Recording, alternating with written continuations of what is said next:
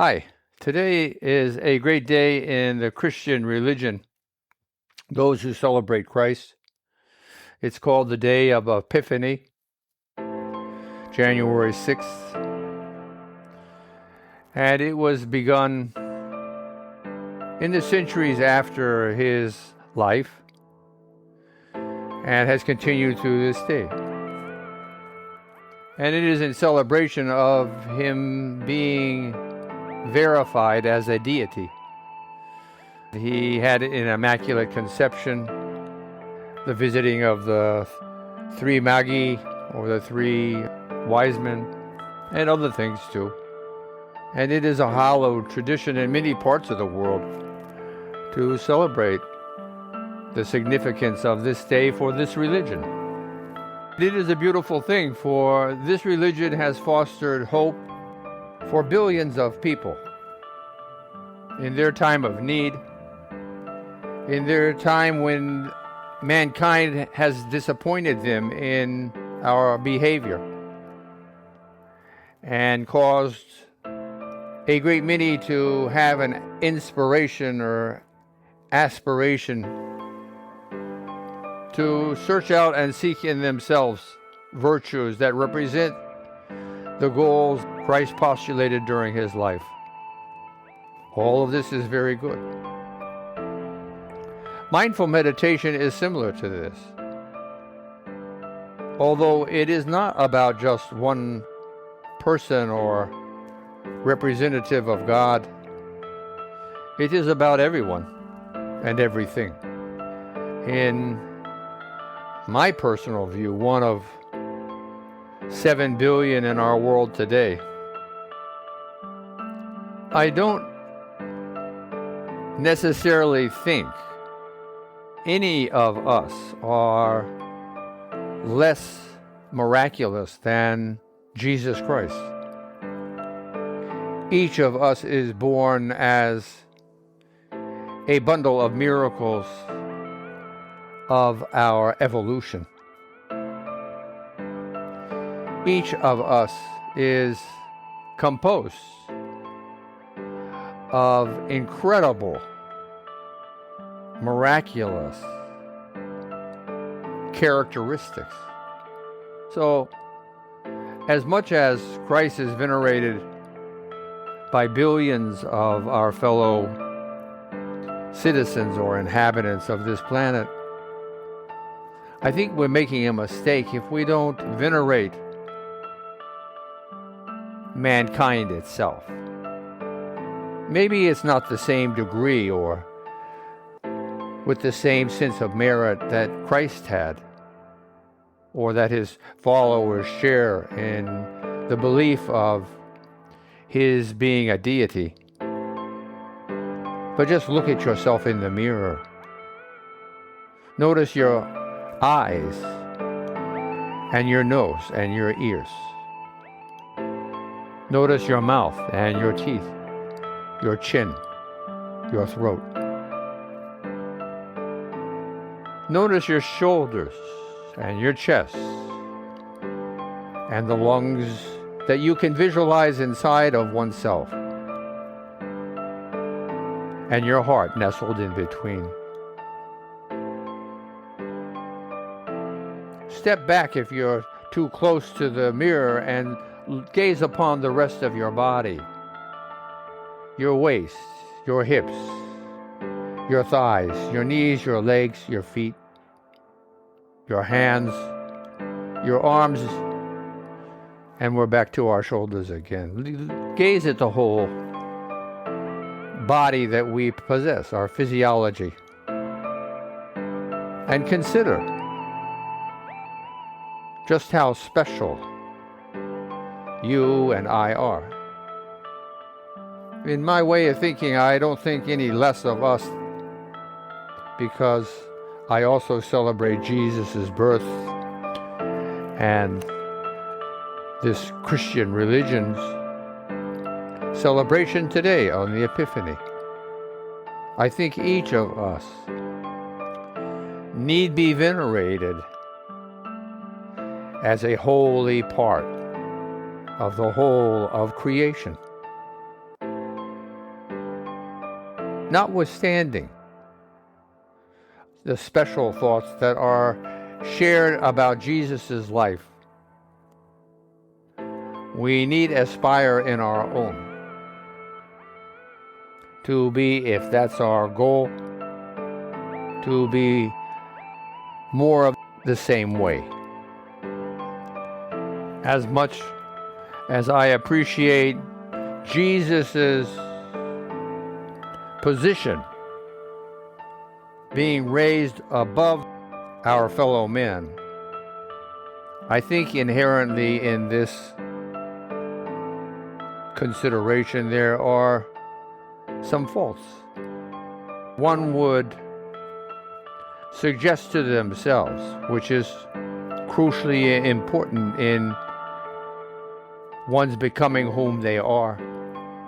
We are less capable of doing the good deeds he is purported to have done. The increase in amount of wine at a wedding feast, for instance. To turn water into wine is one of the items that the Epiphany celebrates. But man himself has been denigrated and made to be looked upon as less than what Jesus himself suggested he felt or wanted of his fellow man. And he did not consider himself a deity, and in fact said,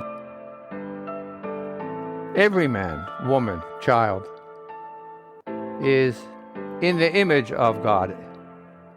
And it doesn't necessarily even mean a visual image of a Homo sapien with 2 arms and 2 legs and a torso and a head. It could very well mean in a spiritual sense. It could very well mean in a sense of the evolution of creation. It is undefined. And yet, you and I here, being mindful meditators, can come to our own conclusions, as I suggest that we are discussing right now. If everyone is a bundle of miracles, and everyone is composed of not only the journey of millions of prior lives that have culminated in our own, but we are actually made of the very same fabric, strewn, if we can use this word, across the universe, the primal energy of creation. How much different would one man or one being be than what we have just described? I don't think people are saying he didn't have DNA, right? I don't think people are saying that he didn't have a mind, right? So, in essence, he was most likely quite similar to you and me. A bundle of miracles. Maybe with a sense of receptivity, a sense of awareness, a sense of virtue, way beyond our own, a sense of capacity and capabilities way beyond our own. I'm not here to suggest anything different. I'm just certainly here to say, celebrate one's own being too. And remember, as famous and as revered as this gentleman has become, remember,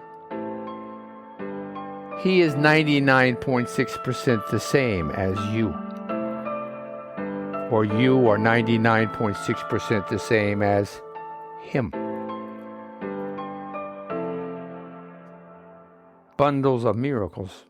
Everyone, everything, actually. And again, it's not a question of denigrating anything, but even a fly. Yes, the lowly fly is made of the same energy that you and I are, and has DNA millions of years old.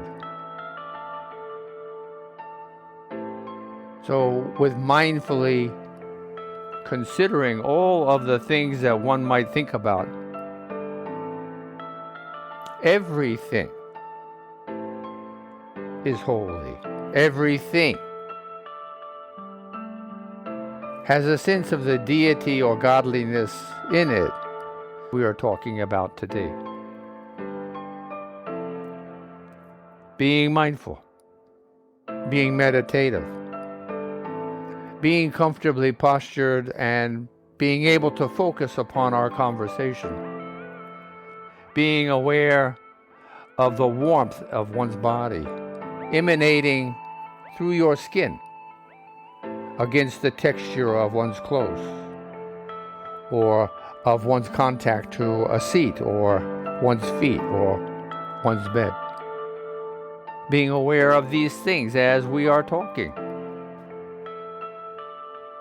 Being aware of one's hearing, one's five senses, of one's sight if your eyes are open, or your visualization if they are closed, or your optic nerve if you are sensing light streaming through your closed eyelids.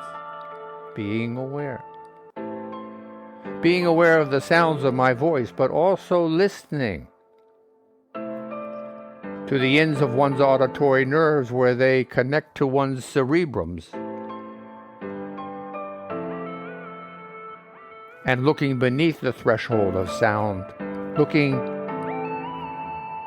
for an ambiance or a potential of listening in one's mind. We speak of one's mind's eye. We can speak of one's mind's ear, listening to the ambiance of potential or the ambiance of creation itself. I hear sound in my mind, my ears too. There is a threshold of awareness. Listen for it in yourself. Paying attention to not only the thermal energy emanating from one's body, but picture yourself emanating all kinds of other energies too. In fact, you do. In everything that one does. In every smile or frown, or every turn of one's face, one's gaze. In every movement of one's arms or legs, one's torso. We are creating an image by the way we act, by the way we carry ourselves. Is your chin down or up or even? Are your eyes cast down or up or straight ahead? Everything is a part of the whole. You and I are both creating all of the time in every and each changing moment of our lives. Paying more attention to beneath our skin, beneath the heat that's rising from our bodies. Feeling the pulse as we breathe and our heart squeezes oxygenated blood to the capillaries everywhere in our bodies to feed our cells. Feel beneath this to feel the cells actually vibrating. Feel your whole body quaking with energy, shimmering with the essence of life. Thinking about these things today on one's own, lingering for another minute, and as much as we are respectful and proud that a fellow human has reached this pinnacle of importance and of goodwill, of good vibrations. Let us aspire, each and every one of us, to be the same,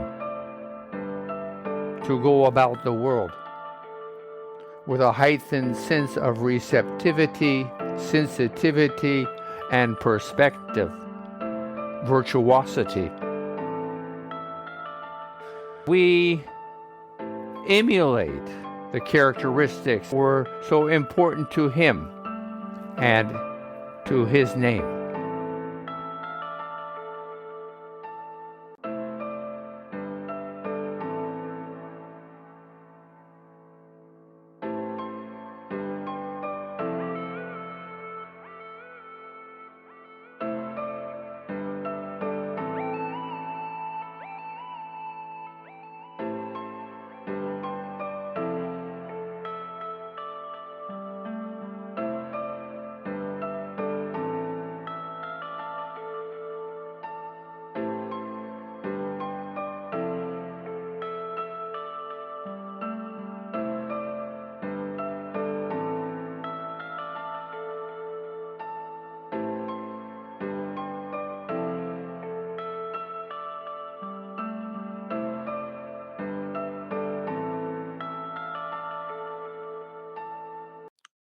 Namaste.